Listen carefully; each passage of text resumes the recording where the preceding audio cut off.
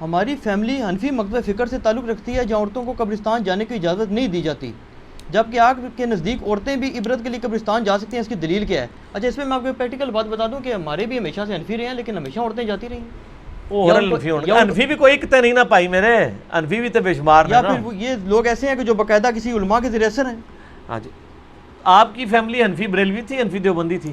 مطلب ہے تو بریلوی ٹائپ ہے۔ ہاں تو بریلوی تو حمزہ بریلوی صاحب تو مزارات پہ جانے کے مخالف ہیں، انہوں نے کتاب لکھی ہے باقاعدہ مزارات کی پہ، اور میں اکثر اہل حدیثوں کو چھیڑتا ہوں کہ آپ کی اور بریلویوں کی ایک بات کامن ہے کہ عورتیں نہیں قبروں پہ جا سکتی۔ یہ میرا موقف نہیں، نبی علیہ السلام کا موقف ہے۔ اچھا، صحیح مسلم میں حدیث ہے، آپ صلی اللہ علیہ وآلہ وسلم نے فرمایا، اس میں میرا ایک ریسرچ پیپر بھی ہے، رسول اللہ صلی اللہ علیہ وآلہ وسلم کی آخری وصیت ہے، ریسرچ پیپر نمبر 1۔ اس میں نے قبروں پہ حاضری کے حوالے سے ہر چیز ایڈریس کر دی ہے۔ اسی میں آپ کو حدیث بھی مل جائے گی صحیح مسلم کی، انٹرنیشنل نمبر کے مطابق 2259 ہے۔ آپ صلی اللہ علیہ وآلہ وسلم نے فرمایا، میں تمہیں قبروں کی زیارت سے منع کرتا تھا، لیکن اب میں تمہیں حکم دیتا ہوں کہ قبروں پہ جاؤ تاکہ آخرت کی یاد آئے۔ ٹھیک ہوگا جی؟ اور اس کے علاوہ بھی صحیح مسلم میں 2256 نمبر حدیث ہے کہ آپ صلی اللہ علیہ وآلہ وسلم نے، اوپر تلے 8-10 حدیثیں ہیں، یہ بھی صحیح مسلم میں۔ اما عائشہ کہتی ہیں ایک رات آپ میرے ساتھ لیٹے ہوئے تھے، رات کا کچھ حصہ گزر گیا تو آپ صلی اللہ علیہ وآلہ وسلم اپنے مبارک بسترے سے اٹھے، بقیع غرقد قبرستان چلے گئے، اور آپ نے 3 دفعہ یوں ہاتھ اٹھا کے وہاں دعا کی، اور پھر واپس آئے۔ کہتے ہیں میں پیچھے پیچھے گئی، لیکن میں بھی پہلے ہی واپس آ کے بسترے پہ لیٹ گئی تاکہ نبی علیہ السلام کو نہ پتہ چلے، سانس پھولا ہوا تھا۔ آپ نے فرمایا کہ اے عائشہ، تم نے گمان کیا کہ اللہ اور اس کا رسول تم سے خیانت کریں گے، یعنی تم نے یہ سمجھا میں کسی اور بیوی کے پاس چلا گیا ہوں، تو اے عائشہ مجھے سچ سچ بتاؤ تم کیا میرے پیچھے آئی تھی، اور اگر تم نہیں بتاؤ گی تو مجھے اللہ تو بتا ہی دے گا۔ اے علم غیب بھی کلیئر ہو گیا، اللہ تو مجھے بتا ہی دے گا۔ تو انہوں نے کہا یا رسول اللہ میں گئی تھی، تو فرمایا کہ میں جب لیٹا تو جبرائیل علیہ السلام کو اللہ تعالیٰ نے میرے پاس بھیجا، اور انہوں نے کہا کہ اللہ تعالیٰ فرماتا ہے کہ آپ اہل بقیع کے لیے دعائے مغفرت کریں۔ تو میں رات کو اٹھ کے قبرستان گیا اور 3 دفعہ ہاتھ اٹھا کے دعا کی۔ سیدہ عائشہ نے پوچھا یا رسول اللہ جب میں جاؤں یا ہم لوگ قبرستان جائیں تو ہم کیا دعا کریں؟ تو آپ صلی اللہ علیہ وآلہ وسلم نے دعا تعلیم فرمائی، السلام علیکم اہل الدیار من المؤمنین والمسلمین وَإِنَّا إِن شَاءَ اللَّهُ بِكُمْ لَلَاحِقُونَ نَسْأَلُ اللَّهَ لَنَا وَلَكُمُ الْعَافِيَةَ۔ تم پر سلامتی ہو اے مومنین اور مسلمین، مرد و عورت اس قبرستان میں جو دفن ہو، ہم ہمارے اپنے لیے اور تمہارے لیے اللہ سے عافیت کا سوال کرتے ہیں، اور ہم بھی مر کے تمہارے پاس ہی آنے والے ہیں۔ یہ دعا صحیح مسلم کے اندر موجود ہے۔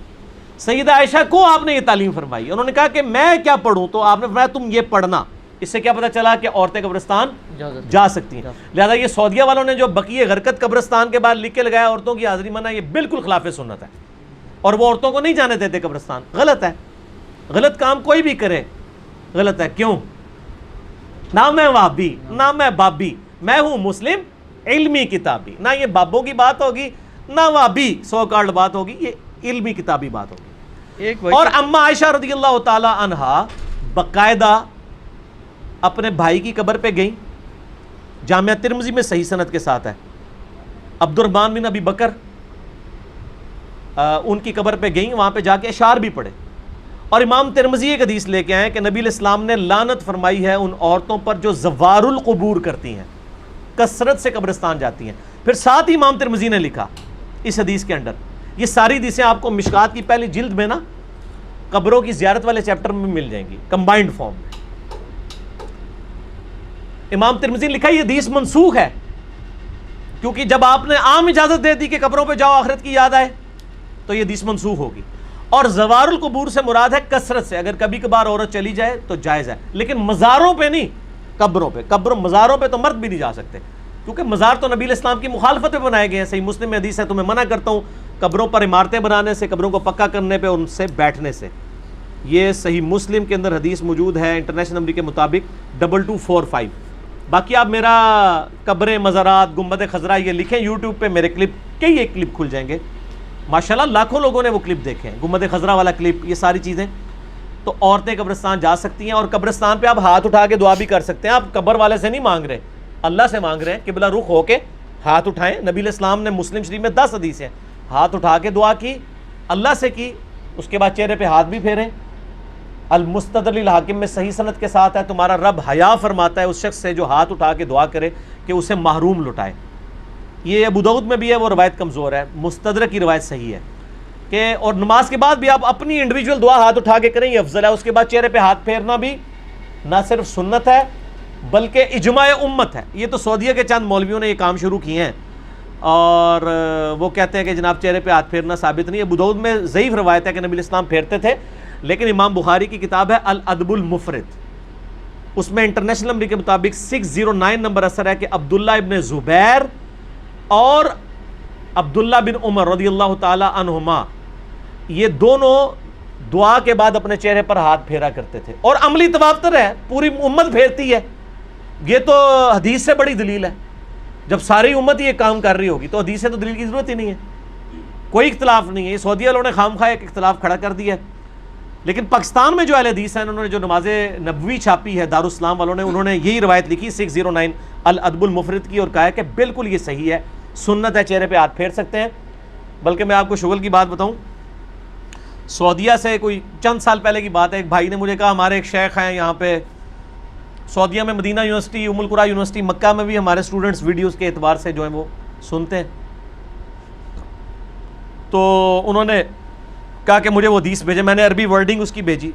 شیخ زبیر صاحب نے مشکات کی دوسری جلد میں دعا والے چیپٹر کے جو حدیث ہے نا ابو داؤد والی کہ نبی الاسلام چہرے پہ ہاتھ پھیرتے تھے، اس کے نیچے لکھا ضعیف ہے، لیکن ساتھ ہی فٹ نوٹ پہ لکھا صحیح سند ہے عبداللہ بن عمر اور عبداللہ بن زبیر سے کہ وہ چہرے پہ ہاتھ پھیرتے تھے، اور وہ روایت بالکل صحیح ہے اور بخاری کی صحت کے اوپر صحیح ہے.